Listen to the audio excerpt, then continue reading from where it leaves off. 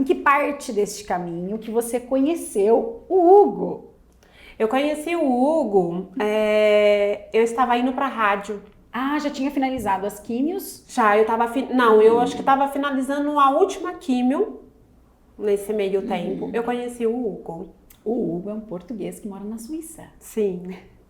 Foi muito engraçado que eu conheci o Hugo pelo Facebook. Nessas coisas de postar foto, eu estava numa comunidade chamada Portugueses vezes Brasileiros. Foi uma coisa assim, eu não me lembro bem. Também não me lembro, acho que alguém me convidou e eu acabei entrando para essa comunidade, mas assim, sem pretexto nenhum. Era uma comunidade que estava ali, eu sempre gostei muito de Portugal, né?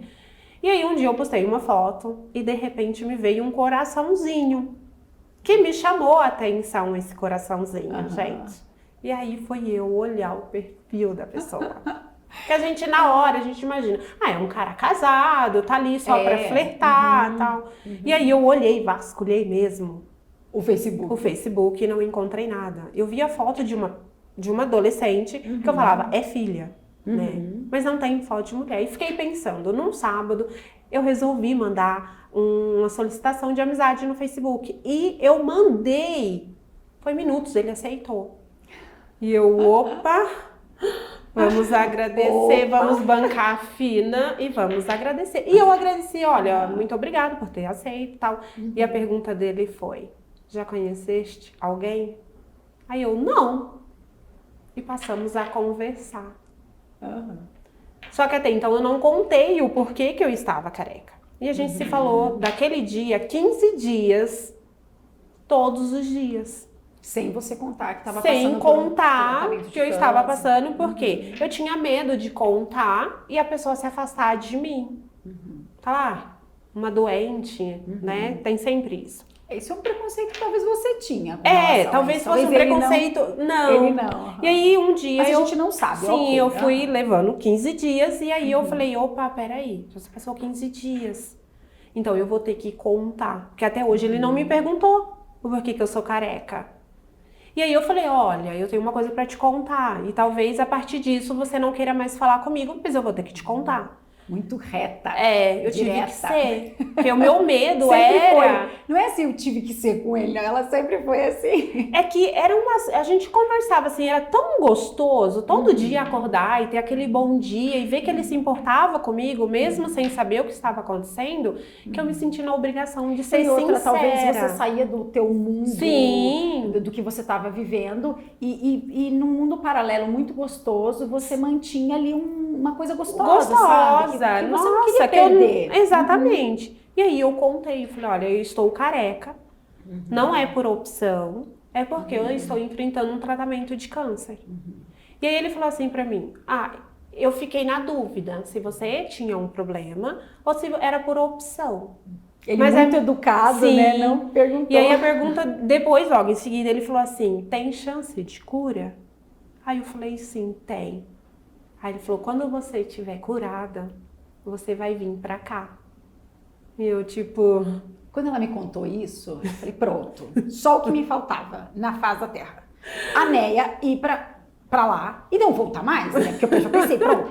E aí já comecei a stalkear ele, né? Comecei a dar aquela... Não, minha amiga, não, né? Vamos ter que conhecer. Eu lembro que eu fiquei tão... Mas, Neia...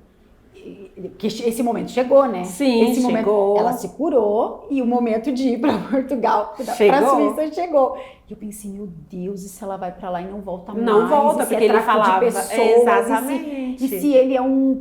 Enfim, eu já fiz um monte de... Todo mundo começou, né? Aí eu acho que eu pedi para conversar com ele. Acho que eu fiz uma ligação, e aí eu apresentei, olha, essa é minha amiga Drica, tal, é minha cliente, olha que olhos lindos, não sei o quê, pra ela poder ver quem que era o Hugo, né? Porque o Hugo sempre falava, você vem, eu não vou pro Brasil, eu não vou, você tem que vir. Mas aí no meio da história ele vira pra mim e fala assim, você dirige? Eu falei, não, gente, era manicure, com 3 filhos, trabalhando, não tinha dinheiro pra isso. Aí ele falou assim, vai tirar a tua habilitação, porque aqui tu vai dirigir. Eu falava, gente, eu não tenho dinheiro, como que eu vou tirar uma habilitação? Muito menos viajar para a Suíça. Mas ele batia essa tecla. E eu lembro que eu fui, me inscrevi na autoescola, comecei a tirar a habilitação, e ele falou, tem passaporte? Eu falei, pobre, não tem passaporte. Amiga, quantas vezes você já tinha viajado pelo Brasil de avião? Nenhuma. Nenhuma. Eu tinha ido em 2 feiras em São Paulo. Foi o máximo longe. Foi a primeira viagem pra que Suíça. eu fui. Porque, tipo, isso pra mim era algo inimaginável na minha vida. Eu nunca me imaginei isso. A minha imaginação era ter meu salão de manicure e fazer a minha profissão, a minha vida ali. Mas viajar, ir pra fora do país, não, isso nunca, nem sonho. Né? Então eu comecei a viver um sonho no qual eu não havia sonhado. Né? E daí, tiramos o passaporte. Eu falei, tirar o passaporte? Ok. Mas e o dinheiro para passagem? Né? Até lá, né, falar, qualquer um fala. E depois que eu recebi o diagnóstico de que eu estava curada, eu recebo as minhas passagens de ida e volta para ficar 3 meses na Suíça. E eu falei, eu me lembro disso. Amiga, eu vou viajar. Né? Ai, que felicidade. E foi assim, foi uma loucura, porque eu tinha que contar para os meus pais que eu iria fazer essa viagem. Eu tenho um filho pequeno, teria que deixar com o pai, né? Mas tinha todo contar para os meus outros filhos. Eu tinha uma sociedade de um salão, né? A Kelly sempre me apoiou.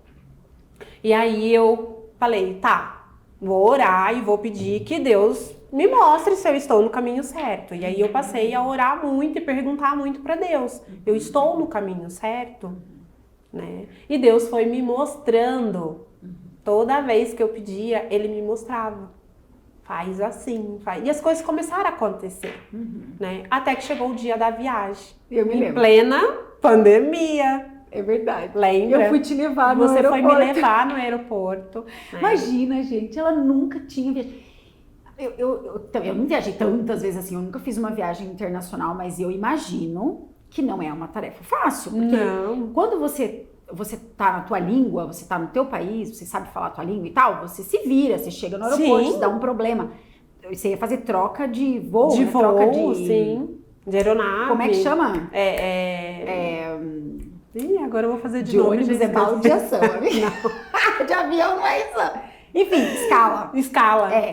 Ia ter que trocar de voo, né? Acho que em Portugal. Sim, foi. A gente escolheu Portugal.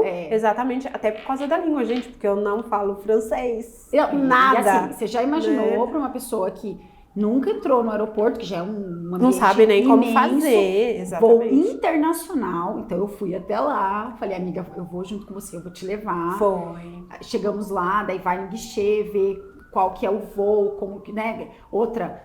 Tem muita coisa que a gente desconhece, por exemplo, sobre o embarque o que pode, o que não pode. Da bagagem e tal. Eu até aprendi um monte de coisa. Agora eu tô pronta pra te visitar, amiga. Eu tô agora você vai.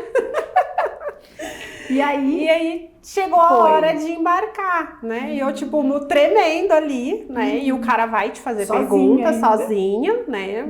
Eu olhei a Drica dando tchau, e eu tendo que passar ali e responder as perguntas, né? Porque eles queriam saber por que eu estava indo, eu nunca tinha saído do país. E aí, o que eu vou falar? Né? Entreguei a carta convite, na época era namorado do Hugo, né?